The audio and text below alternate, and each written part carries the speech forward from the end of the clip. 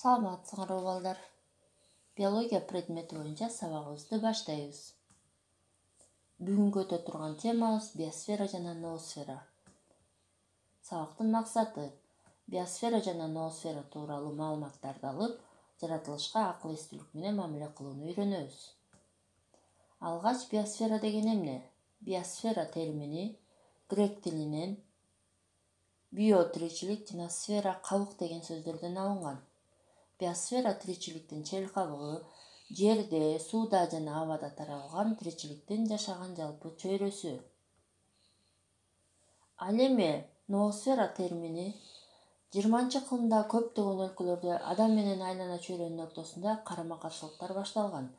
Мындай карама-каршылыктарды жөнгө салуу үчүн франциялык философ Эдуард Леруа ноосфера деген түшүнүктү сунуш кылган. Ноос акыл эс, сфера шар деген маанини билдирет. Биосферанын мыйзамдарын таанууга, билүүгө ылайык адамдардын акыл эстүү ишмердүүлүгүнүн натыйжасында өзгөртүлүп түзүлгөн жер планетасынын сырткы катмары. Биосферанын аймагы. Биосферадагы тиричиликтин калыптануусуна атмосферанын төмөнкү бөлүгү гидросфера толугу менен литосферанын үстүңкү катмары кирет. Биосфера чектери. Биосферанын 3 чеги бар. Өйдөңкү чеги 15-20 чакырым атмосферада жайгашып, жердин озон катмары менен аныкталат. Ал тирүү организмдерге өлүм алып келүүчү ультра кызгылт көк нурланууларды кармайт. Ортоңку чек 10-11 чакырым атмосфера жана литосферанын ортосунда жайгашкандагы дүйнөлүк океандын түбү менен аныкталат.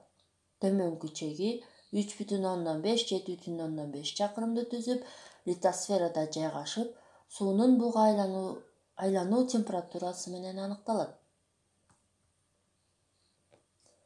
Биосферанын түзүмү. Жандуу заттар. Биосфераны ээлеген продуценттердин, консументтердин жана редуценттердин жыйындысы. Мисал келтире кетсем, өсүмдүктөр, жаныбарлар жана микроорганизмдер. Экинчи косттук заттар. Пайда болушуна тирүү организмдер катышпайт. Мисалы аска таш, тоо, жанартоолордун атырылышы. Үчүнчү биогендик заттар. Тирүү организмдер тарабынан түзүлгөн жана иштетилип чыккан заттардын жыйындысы. Нефти, таш көмүр, торф жана башка кен байлыктар. Төртүнчү бул биокосттук заттар. Тирүү жана косттук заттардын динамикалык тең салмактуулугун системаны чагылдырган заттар. Топурак, биосферадагы бардык суулар, көл, дарыя жана башкалар. Радиоактивдүү заттар.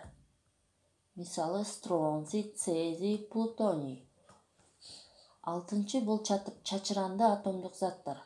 Атомдорду кабылда турган элементтердин жыйындысы. Жетинчи биосферага космостон келип түшкөн заттар. Келип чыгышы боюнча космостук болгон заттар жыйындысы метеориттер же болбосо космостук чаңдар. Улуу француз табиятчысы Жан-Батист Ламарк биосферага алгачкы негиз салуучулардан болгон. Ламарктан бир топ жыл кийин Эдуард Зиус экинчи жолу биосфера терминин киргизген. Ал эми орус окумуштуусу Владимир Иванович Вернадский биосфера жөнүндөгү илимдин экологиялык кандай мааниси бар экендигин аныктаган. Үйгө тапшырма. Биосферанын тирүү заттары, анын кызматы тууралуу таблицаны толтурабыз. Андан кийинки тапшырмабыз биосфера жана ноосферанын маанисин, айырмачылыктарын, окшоштуктарын аныктоо. Ушуну менен сабагыбызды жыйынтыктайбыз. Көңүл бурганыңарга чоң